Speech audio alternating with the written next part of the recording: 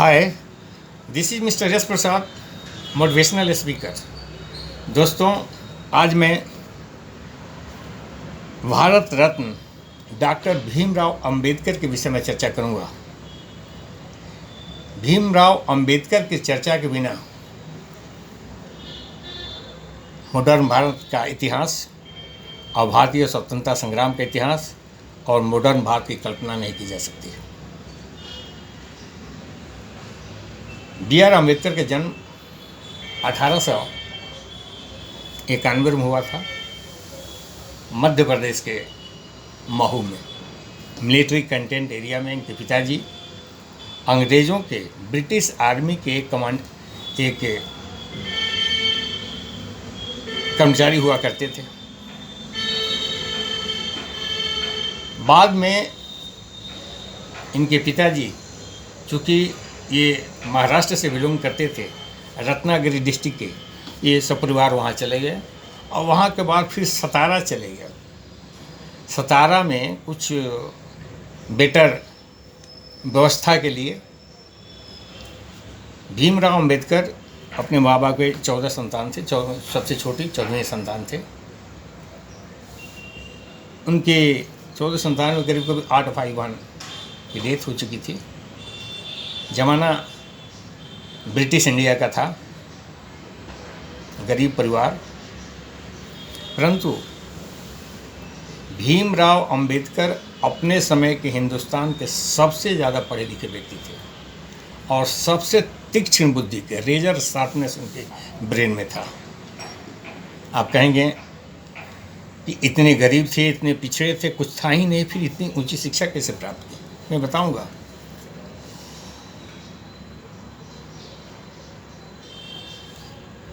सतारा से फिर इनके पिताजी बॉम्बे चले गए और वहाँ पर निवास करने लगे परिवार के साथ।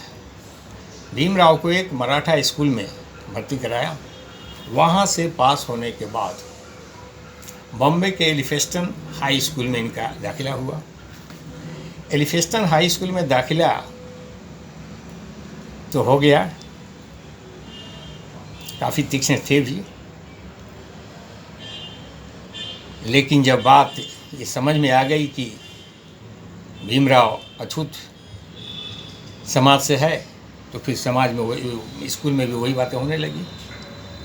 एक बार शिक्षक किसी प्रश्न को पूछ रहे थे, पूरा क्लास ने कोई जवाब नहीं दे सका। भीमराव ने हाथ खड़ा किया जवाब देने के लिए और बोर्ड की तरफ बढ़े। उन्होंने 2 सेकंड में उस प्रश्न का जवाब दे दिया, परंतु बोर्ड तक जाते जाते लड़के चिल्ला उठे और पीछे चले गए, इसलिए कि टिफिन का बॉक्स वहाँ रखा हुआ था, कहीं इसकी छाया न पड़ जाए। ये स्थिति थी, अछूत की छाया भी न पड़े, ये स्थिति थी। बाद में इनके पिताजी ने लोन लेकर एल्फिस्टन कॉलेज में दाखिला कराया, कॉलेज में उच्च शिक्षा के लिए। वहाँ पर एक शिक्षक हुआ करते थे जिनको उन्होंने पहले ही बता दिया था कि मैं अछूत जाति से हूँ, मेरे से कृपया आप दूर रहें।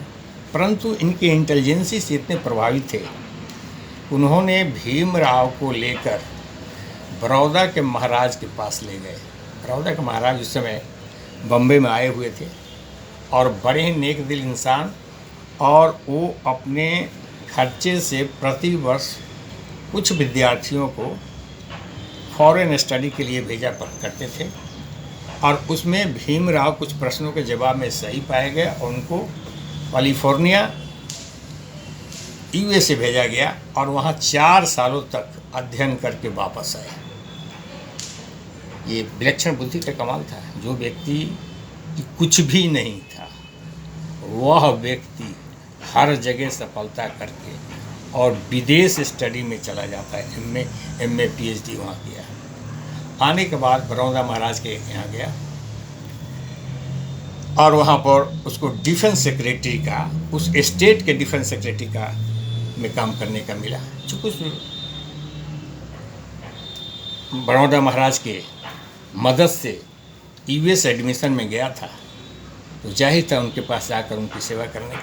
परंतु उनको नौकरी तो बड़ौदा स्टेट में मिल गई, परंतु उसके मातहत अधिकारी कर्मचारी इनको कहीं से कहीं नहीं, क्योंकि उनको तो मालूम था कि ये तो महार जाति का और बहुत निम्न अनटचेबल है, उनको कहीं से कहीं कोई सम्मान नहीं मिलता था।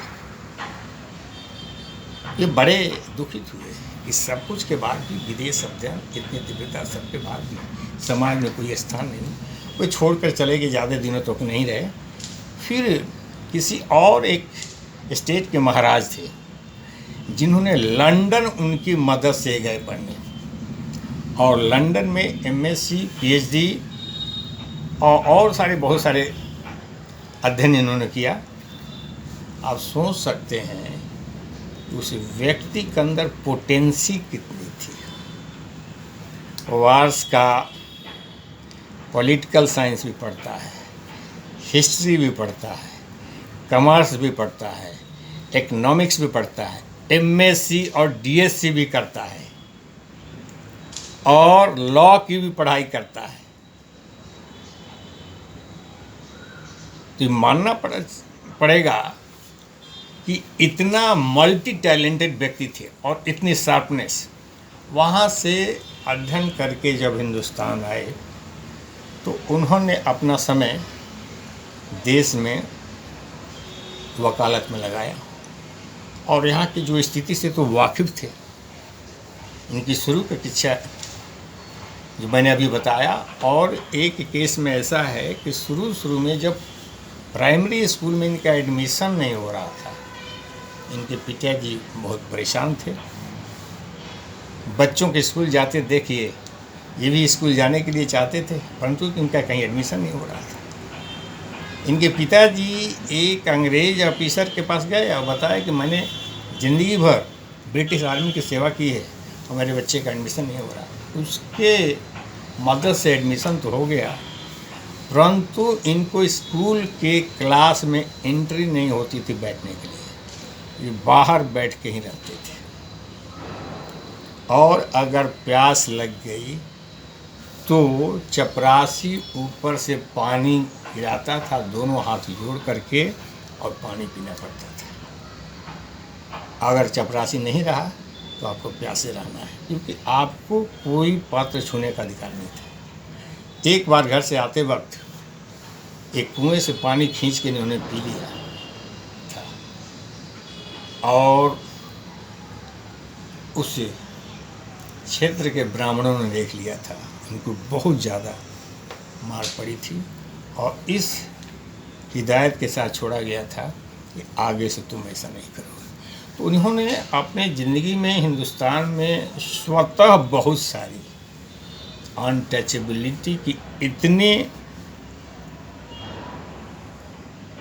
बुरे अनुभव उनको थे कि ये सारी चीज़ें उनको अंदर बिल्कुल बैठ गई कि देश से इस चीज़ को कैसे हटाना होगा, कैसे हटेगा। और जो हिंदू धर्म के अंतर्गत जो कुरीतियाँ थी, जाति व्यवस्था, इस पर इनका विश्वास नहीं, और इससे बहुत ही क्षुब्ध हो चुके थे। और लंबे समय के बाद इनका झुकाव बौद्ध धर्म पर हो गया, की तरफ हो गया। 1891 में इनका जन्म होता है। 1816 में इनकी शादी हो जाती है।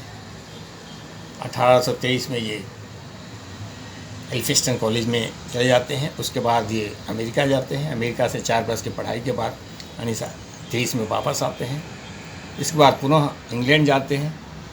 उसके बाद पुनः इंग्लैंड से आ जाते हैं, और 1947 से 51 तक देश का जो शासन व्यवस्था बनी, तो उसमें ये कानून और जस्टिस मंत्री बने। 1950 में वे श्रीलंका चले जाते हैं बौद्ध धर्म के सम्मेलन में, और यहाँ की व्यवस्थाओं से क्षुब्ध होकर उनका झुकाव बौद्ध धर्म की तरफ जो गया। 1956 में अपने 5 लाख अनुयायियों के साथ नागपुर में बौद्ध धर्म स्वीकार कर लिया, और 1956 में उनकी मृत्यु भी हुई। देश का संविधान बनने के पहले विंस्टन चर्चिल आया था देखने कि यहाँ पर संविधान बनेगा कैसे। यहाँ तो इतनी डाइवर्सिटी है, ये देश तो बिखर जाएगा, टूट जाएगा, संविधान बन ही नहीं सकता। परंतु बाबा साहब भीमराव अम्बेडकर ने इस चैलेंज को स्वीकारा और बहुत कम समय में विश्व का सबसे बड़ा लिखित संविधान दिया, जिस संविधान पर आज देश पिछले 70 वर्षों से चल रहा है और सक्सेसफुल तरीके, सफलतम तरीके से चल रहा है। ये संविधान के रचना आर्किटेक्टर यही थे। इस प्रकार बाबा साहब भीमराव अम्बेडकर ने 1900 आज़ादी के लड़ाई में यद्यपि इनका कोई योगदान नहीं रहा, गांधी से इनका बहुत ज़्यादा मतभेद था, परंतु इन सारे मतभेदों के बाद भी गांधी जी इनके टैलेंट को स्वीकार करते थे। और जब भारत का मिनिस्ट्री बना जवाहरलाल नेहरू के प्रधानमंत्रित्व में, तो लिस्ट लेकर गांधी जी के पास नेहरू जी आए। उस लिस्ट को देखा तो कहा कि इसमें अंबेडकर का नाम कहाँ है? नेहरू तुमने क्या किया? ये तुम्हारा मिनिस्ट्री नहीं है, स्वतंत्र भारत की मिनिस्ट्री है। तब जाकर उसमें भीमराव अम्बेडकर को लॉ एंड जस्टिस मिनिस्टर बनाया गया। इतनी टैलेंट के बाद भी विरोध काफ़ी था। जब वो विदेश से बाहर आए तो उस समय इंडिया आए तो उस समय आज़ादी के पूर्व हिंदुस्तान में मतदान का सेपरेट अधिकार मुसलमानों को दिया गया था, सिखों को दिया गया था।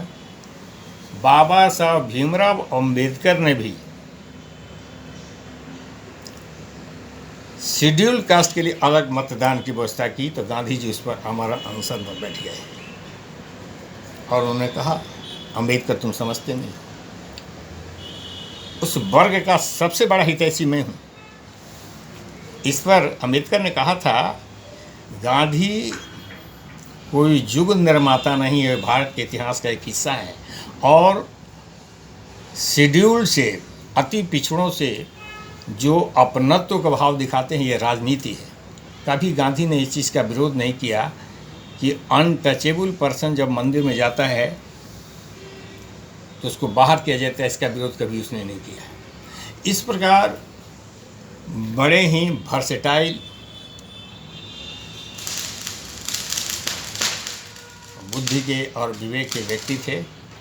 सबसे बड़ी उपलब्धि देश के विकास में भले ही विरोध रहा हो गांधी और अंबेडकर में, लेकिन उनका योगदान को नकारा नहीं जा सकता है। बहुत ही अमूल्य योगदान है और देश जो संविधान के बिना चल नहीं सकता, उस अमूल्य संपत्ति के निर्माता सिर्फ भीमराव अम्बेडकर थे।